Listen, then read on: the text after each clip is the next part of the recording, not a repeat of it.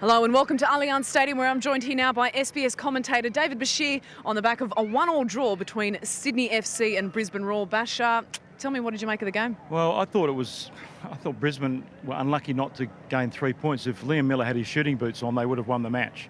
And Sydney's initiative after having a man advantage for a large majority of the match was very disappointing. And I think that's why Sydney FC fans get so frustrated, because they had the opportunity there. Brisbane had defenders out injured. Key defenders as well, and they just didn't take advantage of their opportunity. Sydney FC have been known to get in these situations a couple of times this season where they haven't capitalised after their opposition has been reduced to 10 men. Why can't they, Bash? What's the problem?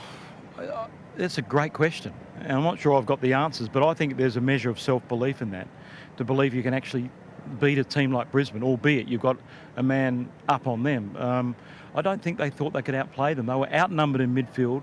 Why it took so long for someone like a Petkovic to join in as an extra midfielder, I'm not sure. Brisbane was swarming all over them, and they gave, Sydney FC gave Thomas Broich far too much latitude. Barisha, obviously the sending off killed the match as far as the spectacle goes in a lot of ways, but it made it more fascinating in some ways as well. It certainly was a spectacle, because it certainly had a lot of people talking about that, but was it a red card, Bash? Initially, I thought not, but you know when you see something over and over on replay, you think, well, look, he's come over the top, he's two-footed. I could see how he would pay it, but I thought initially it was a little bit harsh, and that's flying in the faces of what a lot of fans and neutral observers are saying, but that's the beauty of football, isn't it?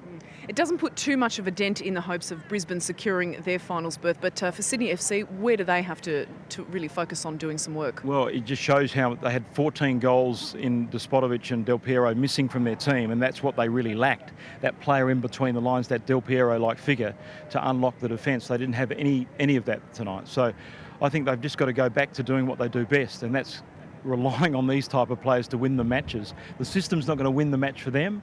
Aren't you lucky that wind doesn't affect my hair, Lucy?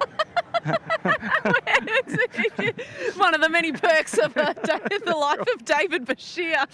But thank you so much for your commentary and analysis as always, Basher.